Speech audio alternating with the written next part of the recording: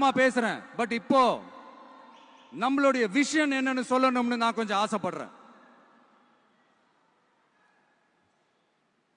நம்ம ஆட்சிக்கு வந்தா அது என்ன வந்தா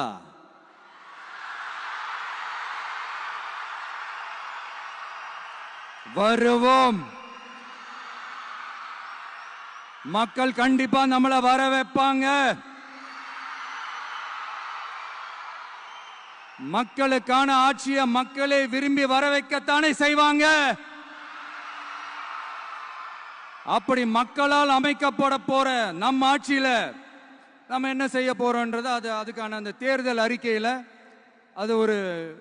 அதுக்கான விளக்கத்தை டெஃபினட்டா கொடுப்போம்.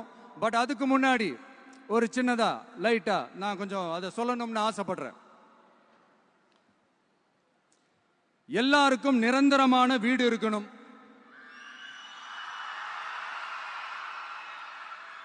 ஒவ்வொரு வீட்டுக்கும் ஒரு மோட்டார் சைக்கிள் வாகனம் உறுதியா இருக்கணும்.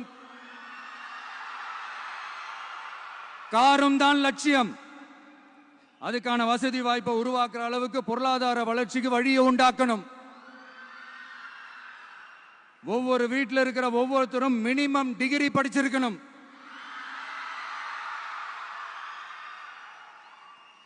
ஒவ்வொரு வீட்லயும் குறைந்தபட்சம் ஒருத்தருக்கு நிரந்தர வருமானம் கிடைக்கணும். அதுக்கான வேலை வாய்ப்பை உருவாக்கணும். அதுக்கு தகுந்த மாதிரி கல்வியில பாடத்திட்டத்தில் சீர்திருத்தம் செய்யணும். கவர்மெண்ட் ஹாஸ்பிட்டல்ஸுக்கு மக்கள் எல்லாரும் பயம் இல்லாம நம்பி போற மாதிரி மாத்தணும். பருவமழை காலத்தில் ஏற்படுற வெள்ளத்தால ஊரும் சரி மக்களும் சரி விவசாயமும் சரி பாதிக்கப்படாம இருக்கணும். அதுக்கு 4000 கோடி திட்டம்னு ஒரு உருட்டுனாங்களே, அந்த மாதிரி எல்லாம் எதுவும் இல்லாம உண்மையான ஒரு பாதுகாப்பு திட்டத்தை உருவாக்கணும். மீனவர்களோட, தொழிலாளர்களோட, நெசவாளர்களோட, அரசு ஊழியர்கள் மற்றும் ஆசிரியர்களோட கருத்து கேட்டு அவங்களுக்கான பாதுகாப்பு மற்றும் வளர்ச்சி திட்டங்களை உருவாக்கணும்.